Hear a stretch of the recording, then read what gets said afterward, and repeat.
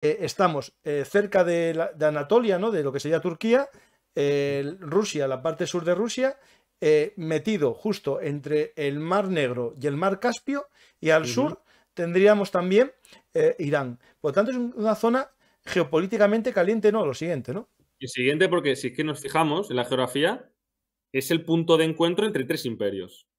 El ruso, el persa o iraní y el otomano turco. Quiere decir que ya estamos habiendo ya un choque de potencias. Quiere decir que es que está bastante claro que es que tiene que haber ahí, en plan, líos, conflictos de toda la vida, porque al final digamos, cada potencia busca su espacio, ¿no? Siempre ha Ujú. sido así.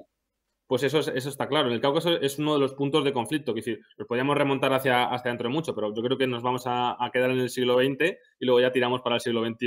Sí, sí. Pues al final, el Cáucaso siempre ha sido una zona de conflicto entre estos grandes imperios y ahora mismo lo que conocemos como el Alto Karabaj o el Nagorno-Karabaj, Alto Karabaj es, bueno, es la asunción azerí, que bueno, para entendernos, ahora mismo hay dos, digamos, países ahí importantes que se están disputando una zona, ¿no? Que es el Nagorno-Karabaj. Está Armenia, por una parte, la República de Armenia, que bueno, Armenia es un país, una nación bastante antigua. Es de hecho de los únicos de la zona, de los únicos, sin contar los rusos, evidentemente, etcétera, es cristiana católica. Sí, sí.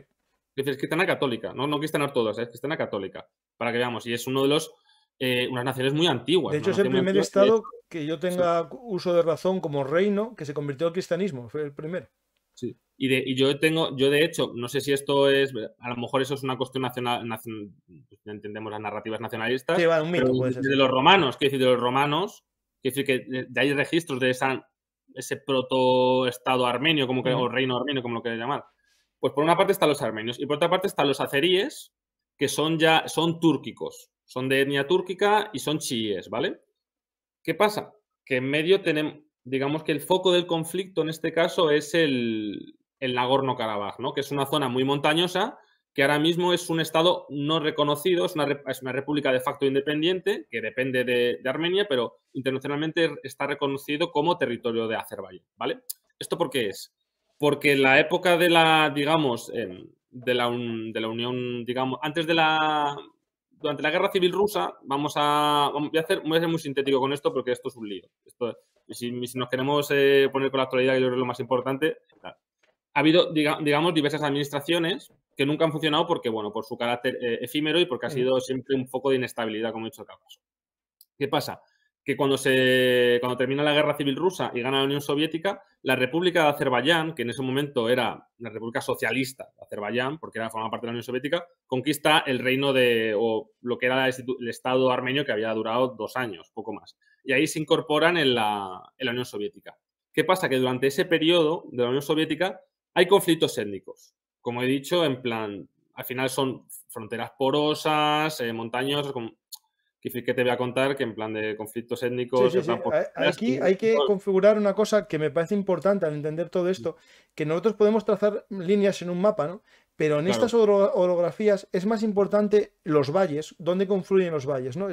Al final un valle que está en territorio a lo mejor de zona azerbaiyana, pero el valle conduce hacia Armenia, culturalmente la población puede ser armenia, más claro. más que de, digamos, de estilo azerbaiyano. Eso, voy a Sí, decir una de cosa que etnia puede sentir sirio mal, o azerbaiyana, sí, exactamente. pero en De España hecho, pasa. Hay un sí, valle, sí, el sí. único valle de la cordillera pirenaica que grande, que su río vierte hacia Francia y no hacia España, es el Valle de Arán. Y el Valle de Arán tiene una geografía cultural y una geografía, o sea, una cultura distinta al resto de Cataluña, porque sus contactos a lo largo de la historia era más fácil por el valle que subiendo la montaña. Y eso creo que será lo que pueda pasar incluso aquí en esta zona del Cáucaso. Si es que de hecho, bueno, Unión Soviética, etcétera, vale. Lo que es el Nagorno-Karabaj, que esa zona, no sé si hay un mapa, Sí, bueno, sí, sí, hay mapa. esa zona, perfecto, está integrada dentro de la República Socialista de Azerbaiyán, ¿vale? Como un oblast autónomo, que tiene autonomía. Pero ¿qué pasa en ese oblast? Que la población no es de mayoría azerí, al contrario, es de mayoría armenia y cristiana, recordemos. O sea que ya tenemos por ahí un foco de conflicto, porque evidentemente la etnia armenia quiere formar parte del Estado armenio o República Socialista de Armenia en este caso, ¿vale? ¿Qué pasa? Que durante ese periodo de la Unión Soviética hay un conflicto ya, es evidente, está el conflicto religioso y étnico latente, ¿no? Pero que digamos que se enmascara porque al final, pues bueno, hay una autoridad que es el Moscú, que al final pues ejerce, pues evidentemente poder y pues tiene la capacidad para que no se vayan de madre. Aún así hay conflictos étnicos en varias décadas, los 60, los 70, que al final, y que de hecho llega a haber muertos, ¿no? Pero ¿qué pasa? Que llega un momento de la Unión Soviética que empieza a perder poder, Moscú. Estamos hablando de los 80, ¿no? Que llega Mikhail Gorbachev, la perestroika, el glasnost y tal, que ya el poder central empieza a perder poder. ¿Qué pasa cuando pierde poder el poder central? Que en ese momento, pues las repúblicas Armenia, la República Azerbaiyán, pues empieza ya a pues no hacer caso de lo que te dicen los moscovitas, porque al final, pues bueno, el conflicto suyo es histórico y si ya no te veo con ese respeto, con ese poder, pues evidentemente ya no te voy a hacer caso. Y ahí empieza a haber problemas, a partir de 1988. De hecho, la fecha oficial de la primera guerra de Nagorno-Karabaj es en 1988, aunque sí que es verdad que la guerra abierta fue después, ¿no? ¿Qué pasa? Que empieza a haber nuevamente esa reclamación de el Nagorno-Karabaj, por una parte, pues oficialmente es de Azerbaiyán, pero evidentemente si la población de mayoritaria es Armenia, pues ellos quieren formar parte de Armenia. Quiere decir que creo que no estoy descubriendo la pólvora, que esto es normal. Quiere decir que no hay más. Y según van pasando los años, pues se van, digamos, intensificando esas disputas, ¿no? Y ya vamos, estoy haciéndolo de una manera muy sintética y muy superficial porque yo creo que lo importante, repito, es lo de ahora, ¿no? Pero es para que la gente entienda que esto viene de lejos. Sí, que nada surge de la nada, es decir... Que esto no es de repente que ahora se han decidido odiar, que es una cosa que viene de lejos y que de hecho vemos que los problemas de entonces se producen ahora. Claro, es que el problema de todo esto es que el ser humano es inteligente, ¿no? Pero la masa es estúpida, ¿no? Yo eso tengo la... ¿Qué pasa? Eso lo decía Lebron, que él confiaba en la persona, pero no en la masa, ¿no? Y los medios de comunicación, por ejemplo, cuando comenzó lo de Ucrania, decían, no, el loco de Putin y tal. Y hacían todo que fue una decisión de una persona sin entender las dinámicas históricas, las dinámicas nacionales, las dinámicas étnicas, las dinámicas religiosas y muchas más dinámicas, ¿no? Y claro, hay gente que vive en su mundo feliz, ¿no? Y está en su mundo feliz y de repente se entera que, por ejemplo, el vídeo que te mandé el otro día de los azerbaiyanos ejecutando prisioneros armenios. Y dicen, ¿y estos locos de dónde salen? No, pues estos locos llevan muchos años odiándose entre ellos y estaba latente y de repente se activa, se vuelve a estar latente, se activa. Y eso, la gente que desconoce la historia no lo entiende, pero el que le gusta conocer el pasado entiende el porqué de los problemas. Es decir... Claro, claro. Y es que de hecho, mira, ahora que me acabo de acordar, os que he dicho que los azeríes eran de etnia túrgica, ¿no? Sí, sí. El principal aliado de Azerbaiyán, ¿quién es? Turquía. Que sueña con hacer la gran Turquía. La gran... ¿Perdón? Que Erdogan, uno de sus sueños es volver a hacer la gran Turquía, pero no una Turquía, digamos, territorial, sino asociarse con todos los estados turcomanos del mundo, que es, bueno, él conecta hasta China casi. Todos están, ¿no? Y hacer ahí una especie de alianza entre ellos, ¿no? Sí.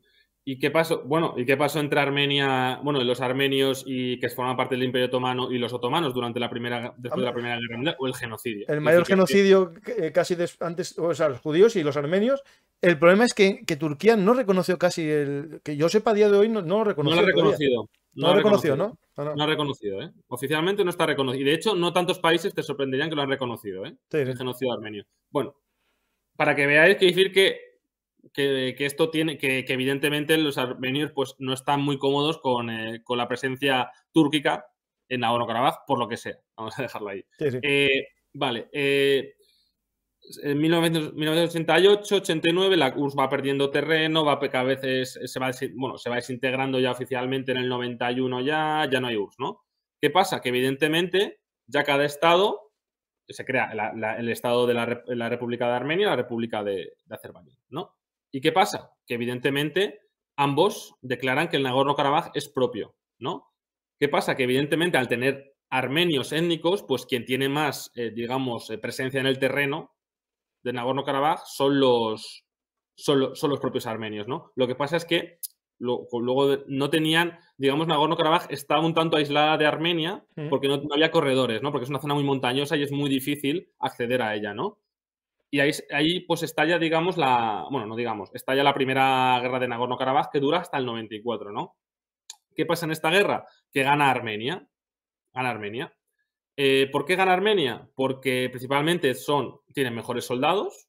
De hecho, muchos soldados armenios estaban en el Ejército Rojo y de hecho combatieron en Afganistán y tenían mucha más experiencia militar. Aparte de ello, pues aparte de la experiencia militar, pues tiene una posición defensiva, ¿no? O sea, ellos tenían, al final las montañas les brindan una posición defensiva que los azeríes en ningún momento pudieron penetrar con mucha seguridad, ¿no?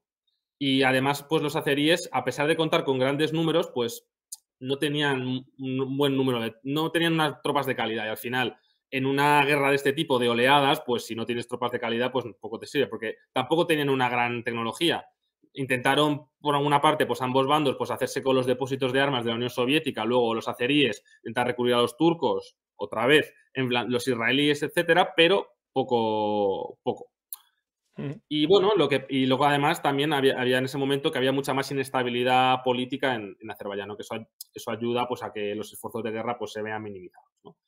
Gana entonces a Armenia la guerra. Pero ¿qué Digamos, pasa? lo que se crea ahí es un territorio que en teoría hubo un referéndum incluso, ¿no? En ese Sí, hubo un territorio referéndum, sí, armenio. pero Yo que tengo un no programa reconocido. que el que lo quiera ver en 5 minutos, explico el tema de Nagorno-Karabaj en 5 minutos en la pizarra de Paco. El que lo Sí. quiera ver, que viene muy bien de complemento a este programa. Y es interesante ese referéndum. Da, digamos, derecho a que Armenia intervenga, ¿no? Al final, Claro. esa dinámica que estamos viendo ahora, ¿no? En 2020, que nos parece un poco subgéneris, ya pasó. Es decir, aquí entran en juego dos conceptos, ¿no? Por un lado, que es la sucesión de una república socialista soviética que se independiza, que es Azerbaiyán, se independiza y su territorio es reconocido internacionalmente como el de un Estado, pero después entra también, esto lo digo porque la Unión Soviética sí que establecía el derecho de las naciones a independizarse dentro de la propia República Socialista Soviética, pero hay otro derecho que es el de autodeterminación de los pueblos, ¿no? ¿Qué pasa? Que aquí entra en peligro porque hay estados, ¿no?, que reconocen ese derecho solo a las colonias y otros que lo reconocen a cualquier estado, ¿no? Pero tampoco es así, de verdad, porque sabes tú perfectamente que hay gente que reconoce autodeterminación de unos, pero no de otros, ¿no? Y esto va generando un caldo de cultivo para estos conflictos, ¿no? Porque estamos en un mapa étnico que si hay mapas étnicos complejos en el mundo, este es uno de ellos. Lo estoy poniendo aquí para que veáis la cantidad de coloritos superpuestos unos a otros. Territorios, Armenia, que es todo verde, pero es que resulta que de lo verde de Armenia, gran parte está en Azerbaiyán, una zona, que es esto que estamos hablando de Nagorno-Karabaj. Pero Eso es. justo, que es lo complejo, ¿no? Es un territorio azerbaiyano que está aislado del resto de Azerbaiyán porque está rodeado de Armenia y de Irán. Es que aquí hay otra cosa interesante, porque que esto luego, si quieres, no sé, lo meto ahí un poquito, porque con la situación de Irán explica muy bien lo que está haciendo o no está haciendo ahora mismo en el Cáucaso. Dentro también de Irán tenemos una etnia túrquica, azeríe. Claro. Es decir, que también, es que es eso, que también tenemos esa cuestión, que es que las etnias están dispersas por todo, que no tienen por qué estar todos encajonados en un estado como a lo mejor pasa más en Europa, pero no, es diferente y claro, ahí se crean los conflictos también. Y esto es lo que pasó, ¿no? Que a pesar de haber ganado Armenia la guerra, por ejemplo, no se reconoció a Nagorno-Karabaj como una república independiente, la república Artsaj. Armenia no reconoce a la república de Artsaj, nadie la reconoce, pasa que de facto es una república. Claro, es que no la reconoce, es que es lo que me llama la atención, ni Armenia, porque Armenia no quiere reconocer a esa república, sino que esa república sería casi, digamos, de Armenia, ¿no?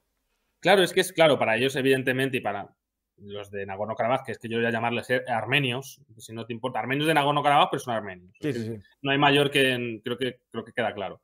Ellos, evidentemente, quieren formar parte de Armenia.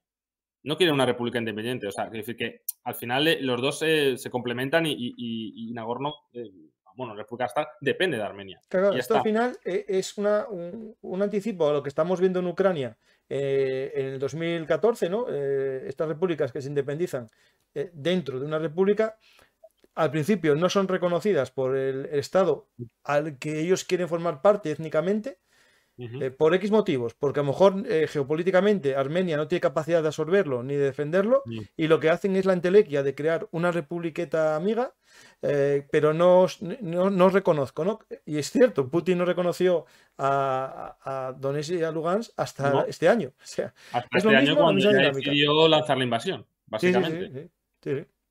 Y bueno, nos quedamos con... Y Armenia además consigue, digamos, un corredor que se llama el corredor de Lachin, que es el que une Armenia con Nagorno-Karabaj, que es muy importante, como luego veremos a continuación.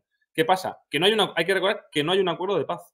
Hay un alto al fuego, que no es lo mismo. O sea, que la cuestión es un conflicto congelado que se mantiene hasta nuestros días. Pues desde el 94 hasta 2000, voy a poner hasta 2016 ya, y hay ciertas, digamos, escaramuzas, pero es en 2016 cuando hay, digamos, la primera, la que se llama la Guerra de los 4 días, ¿no? En los que se producen unos combates, la línea de contacto, que es el norte de Nagorno-Karabaj, y donde desde la primera desde el 94, cuando acabó la guerra, que los azeríes toman territorio de Nagorno-Karabaj. Luego yo creo que es importante explicar por qué ocurre eso, porque tiene su explicación si nos atenemos a lo que pasó en 2020, ¿vale? Pero lo voy a dejar en stand-by ahí, ¿vale? Pues seguimos, evidentemente, el conflicto congelado y llegamos hasta 2020. En julio de 2020 se producen otras escaramuzas. Duran unos días, en julio de 2020, creo recordar. Y justo el 30 de septiembre empieza la invasión de Azerbaiyán a Nagorno-Karabaj, que empieza la segunda guerra de Nagorno-Karabaj. ¿Por qué comentaba antes 2016? Porque yo creo, bueno, yo y bastante gente, que el 2016 fue una prueba de lo que... Voy a hacer además una comparación con Ucrania. Lo de 2014-2015 fue una prueba de lo que luego tocaría hacer para Rusia. Pues esto es igual, para mi opinión. Intentar ver en qué estado estaban las defensas de Armenia y qué superioridad militar tenían los azeríes en función de los armenios. Descubrieron que la tenían mucho. ¿Por qué? No sé si podemos poner el... El gráfico, ahí va el gráfico. Ahí está. Es Para importante que veáis, que entendamos una cosa. Azerbaiyán es un es grande. productor de gas. Bakú, la zona de Bakú, exactamente esa zona grande. del Caspio, Sí. es un filón. Sí, tienen muchísimos recursos de hidrocarburos. Y de hecho, ahora hemos firmado un acuerdo muy importante con ellos para que nos provean de gas, ¿no? Para intentar no depender del gas ruso, para que lo veamos así.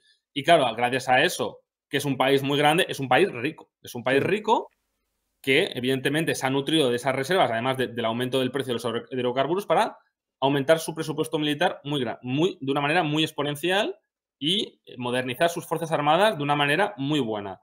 No solamente en tropas de tierra, sino también en drones, en misiles, en armamento pues, blindados también, pero sobre todo es los drones, y defensas antiaéreas y artillería. Claro, es Claramente, que incluso por el paisaje, la orografía, ¿no? Que tiene esas montañas, gastar en divisiones acorazadas me parece una tontería como una casa.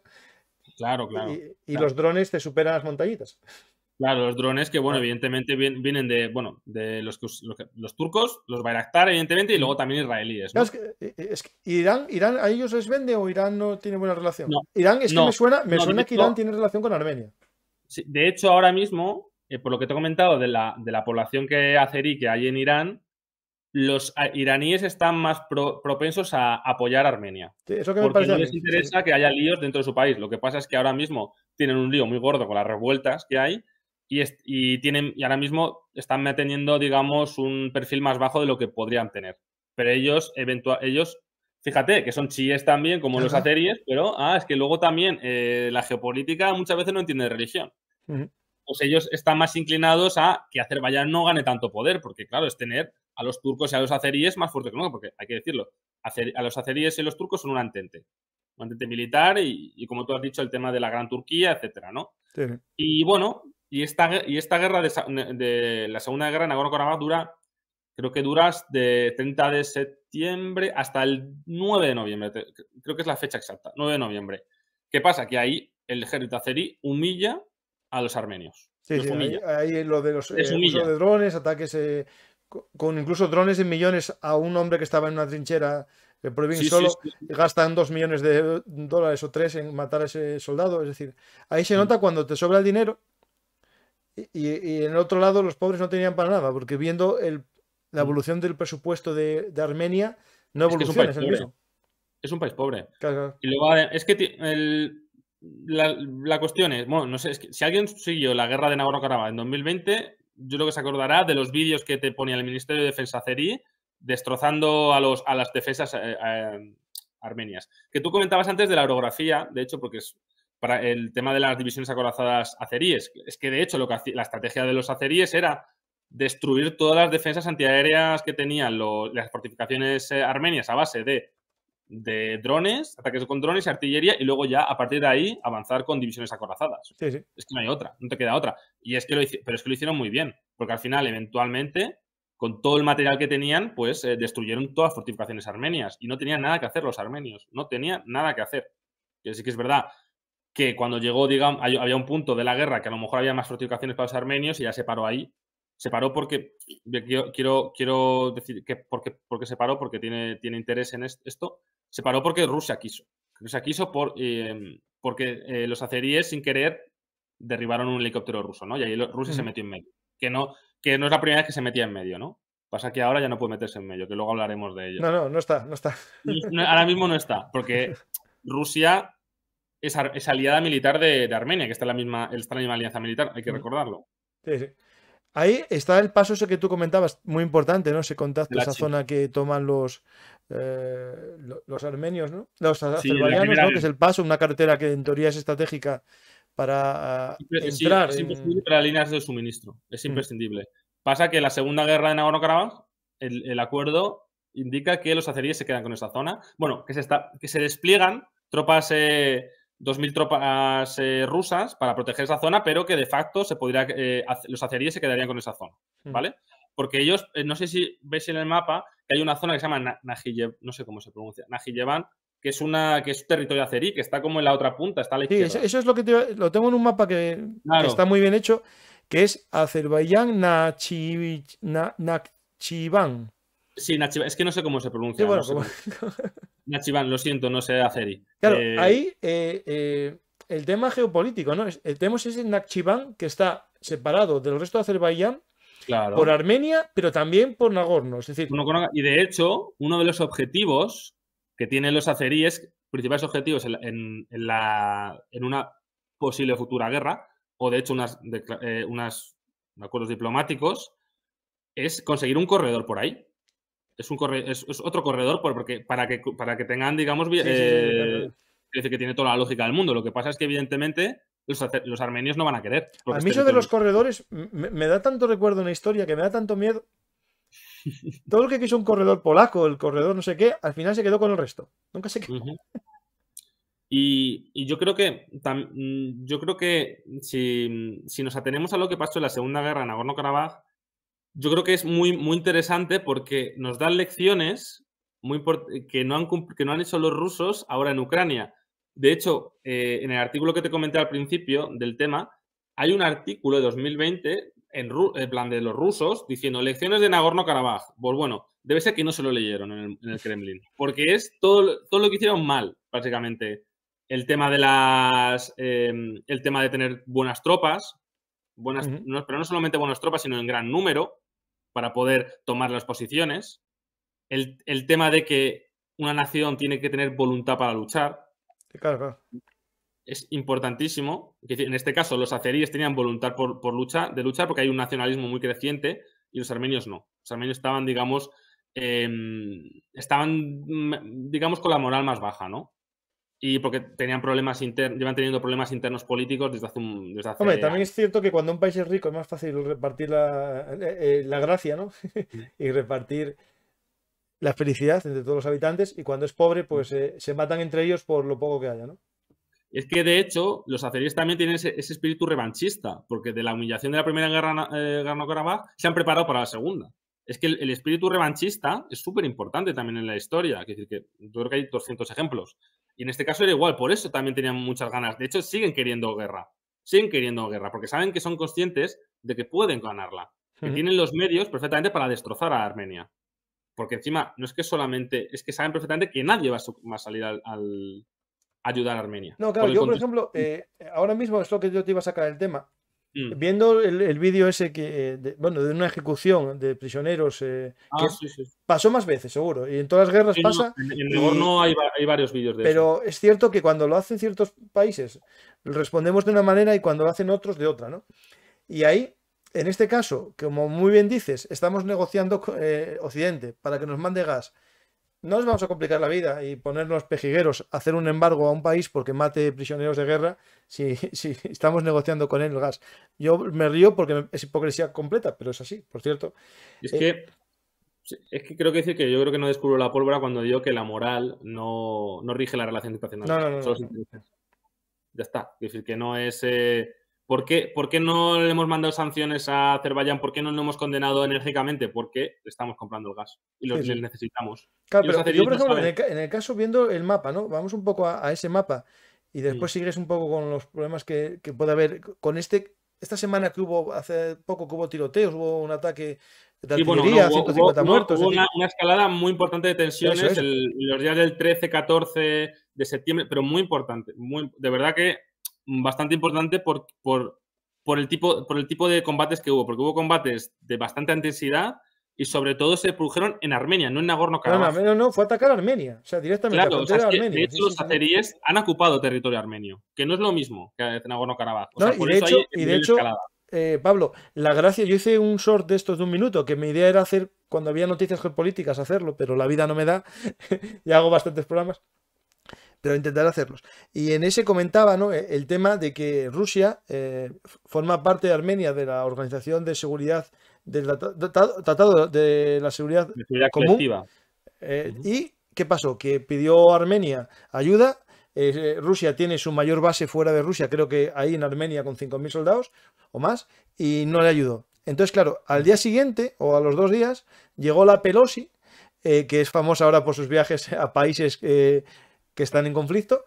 Y bueno, y al parecer este país, Armenia, se está llevando muy bien con Estados Unidos. Está cambiando un poco la tarta, ¿no?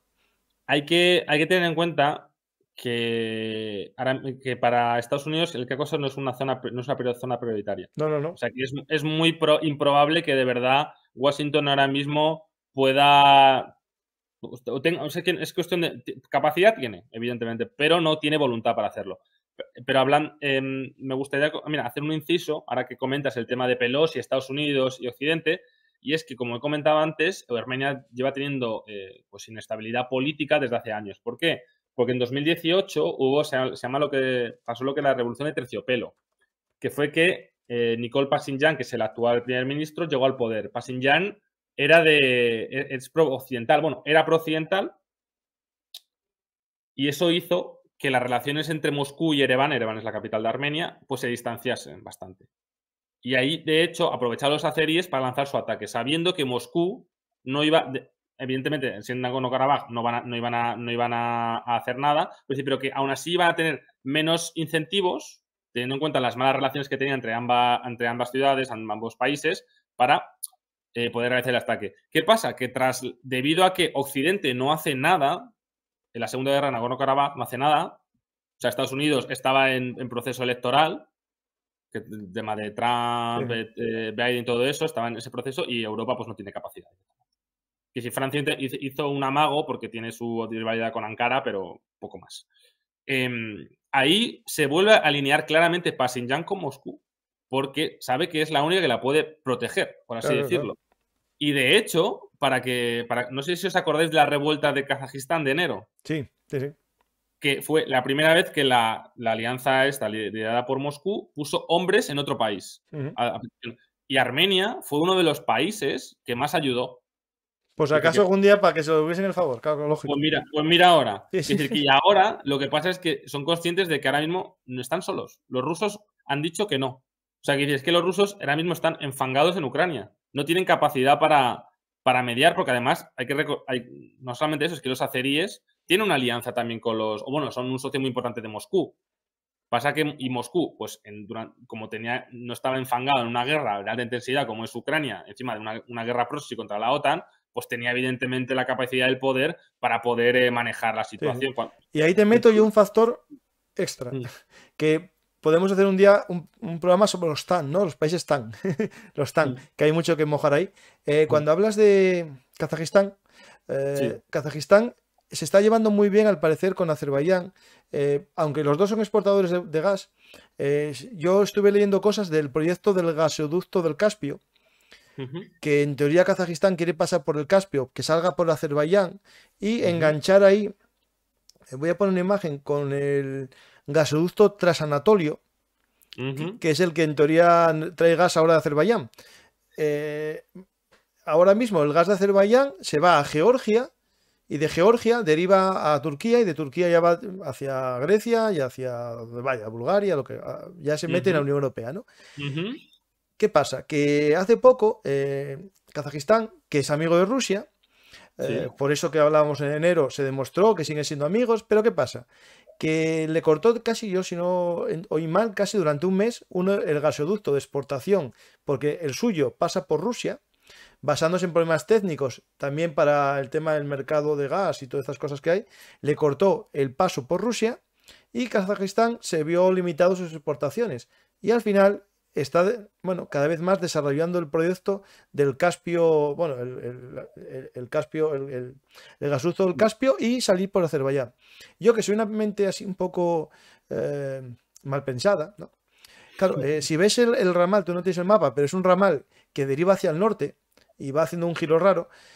Claro, yo no sé cómo es la geografía de esa zona de Armenia, si permitiría hacerlo más recto el gasoducto. O hay mucha montaña que impediría hacerlo. Pero claro, yo viendo esta S tan grande que hay, si lo puedes acortar en línea recta y pasar por Nagorno y por Armenia, pues te ganas tiempo, ¿no? Es decir, incluso mucho. Me refiero a que todas estas cosas de geopolítica también hay que tener en cuenta, la economía. No solamente los odios raciales, los odios viscerales, étnicos, religiosos, sino también en la economía, ¿no? O el poder, simplemente el poder. También, Es sí, decir, sí. que no hay más. Quiere decir que eso es la historia del ser humano. Sí. No todo quiere decir que, evidentemente, está la cuestión de las enemistades por rivalidades étnicas, religiosas, pero también está el tema de geopolítica. Quiere decir que, como he dicho antes, a Irán, a pesar de que los azeríes son chiíes, son de su religión, no le interesa que el Azerbaiyán sea tan fuerte. Por eso, porque no le interesa que otra potencia también le esté pues tocando su zona de influencia. Sí. No sé por dónde me he quedado, pero no sé si... No, estábamos hablando de la segunda ofensiva, que se había más o menos establecido el frente, se había cogido una zona, había habido en septiembre, el 15 de septiembre, una vuelta a un pequeño conflicto. No es una guerra como tal, sino un conflicto fronterizo bastante potente, en el que, si no recuerdo mal, murieron 150 armenios en territorio armenio y después combates en las montañas, ¿no? Ya... Sí, quiero decir que durante varios días hubo combates muy fuertes. Hubo muy fuertes. Y sí que es verdad que después de la guerra de Nagorno-Karabaj hubo algunas escaramuzas. Esta es la que ha sido más fuerte con diferentes. Si ves las imágenes, lo ves. Pero sobre todo es el tema de que sea territorio nacional armenio. Es lo más importante. Y ahí es cuando, de hecho, en plan de hubo un miedo de que fuese a haber, no una tercera guerra de Nagorno-Karabaj, sino una guerra directamente entre Armenia y Azerbaiyán. Porque, por ejemplo, durante la segunda guerra de Nagorno-Karabaj, que es una guerra abierta, se tuvieron mucho cuidado ambos bandos de no atacar su respectivo territorio nacional. Así que es verdad que, por ejemplo, los armenios atacaron con Iskander, los misiles Iskander, ciudades azeríes, los azeríes atacaron a Armenia, pero se contenían. Se puede hablar incluso de que ahora mismo los azeríes, porque se ven muy superiores militarmente a los armenios, y sobre todo porque saben que tienen el apoyo de Turquía, el silencio de Occidente y la ausencia de Rusia, saben que pueden poner sobre la mesa una posición maximalista.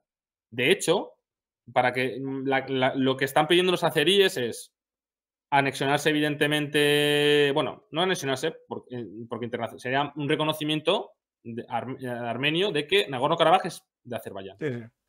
Y de hecho, Nagorno-Karabaj acabaría con su autonomía y no tendría ni ejército ni nada. ¿Vale? Claro, aquí el tema es que en este conflicto no hablaríamos de una anexión porque ese territorio internacionalmente todo el mundo reconoce que claro. Claro, el tema es que se les vaya la pinza y se les va a ir El tema es que se les va a Sí, ir sí. e invadan el sur de Armenia para hacer el No, corredor. no, no, no. Es que ellos piden zonas de Armenia. Claro, claro, claro. No, no, es que es que lo piden. Ya, En ya, plan, pues ya están está. pidiendo el corredor que te he dicho, ese que toca Najibzhan, o como se diga, con Azerbaiyán, y luego otra zona, que en plan de porque ellos quieren volver a las fronteras de 1919 y 1920, Claro, dicen los ahí está. azeríes. Claro, claro, claro, claro. Y quieren volver a esas fronteras, o sea, que serían comerse también territorio nacional armenio. Claro, todo el mundo tiene un mapa que le interesa más que el que tiene, todos los países. Tiene un Claro. mapa más grande que siempre tiene un derecho histórico basado en ese mapa más grande, ¿no? Pues esas son las grandes, ¿no? La gran Azerbaiyán, la gran Rusia, la gran Polonia. Hay del mundo cuando España pida la gran España. Bueno, pues espero que Marruecos, a ver qué pasa con Marruecos, No, porque ahora Marruecos tenemos tienes la gran Marruecos. ni gran España ni mediana pequeña, vamos, Sí, con no, Marruecos. la gran Marruecos, en un programa que hicimos sobre el tema de Argelia y el Sáhara, Ujú. mostramos el mapa del gran Marruecos y bueno, iba hasta Tiene temita, sí, tiene mucho más temita. abajo Sí, sí, del sí. Sáhara. Y, y eso quiere decir que los azeríes se note muy fuerte. Es decir, que ahora mismo está habiendo unas conversaciones en Bruselas entre los azeríes y los armenios, pero yo es que soy, y supuestamente va a haber una misión europea en el Cáucaso, pero permíteme que sea muy cínico con esto. Es decir, tú de verdad que yo no, ¿qué incentivos tienen los azeríes para buscar un acuerdo que pueda gustar a los armenios? Porque durante esos días de escalada hubo rumores de que el primer ministro Pashinyan armenio iba a firmar un acuerdo que excedía totalmente en Nagorno-Karabaj, no solamente en territorio nacional, no. Y ya hubo unas protestas muy gordas en Armenia, unas protestas muy gordas, diciendo que no. Sí, pero es que si habéis visto las imágenes de la ejecución Sí. de soldados, es que ¿cómo puedes vender a tu pueblo que esto no se vaya a repetir en Nagorno-Karabaj? Y de hecho se ha hecho. Y de hecho, cuando han tomado ese territorio durante la Segunda Guerra, ha habido limpiezas étnicas. Ha habido limpiezas étnicas de armenios. Sí, sí, ¿Cómo, evidente. cómo, Y a nadie le importó. Sí, sí, sí. cómo casas, o sea, cómo vendes ese discurso en casa? Es que te montan un golpe de Estado. Claro, claro, O una revolución. el problema que nadie comprende en las guerras, ¿no? Cuando pierdas o ganes, ¿no? El que negocie pérdida de su territorio se suele encontrar con un problema interno muy grave, es decir, Sí, sí. siempre. Sí, sí. Es que, de hecho, después de la Segunda Guerra y el acuerdo de alto el fuego, hubo unas protestas gordísimas en Armenia y, de hecho, hubo toma de edificios gubernamentales durante las protestas. Y, de hecho, se habló de un golpe de Estado Mm, porque consideraba que el primer ministro era un traidor. También es verdad que hicieron mal al alimentar tanta la propaganda diciendo que durante la guerra estaban ganando ellos, claro, cuando evidentemente estaban recibiendo una paliza. Es lo que pasa, cuando la propaganda no va acompañada de hechos sobre el terreno, luego se te puede volver en contra.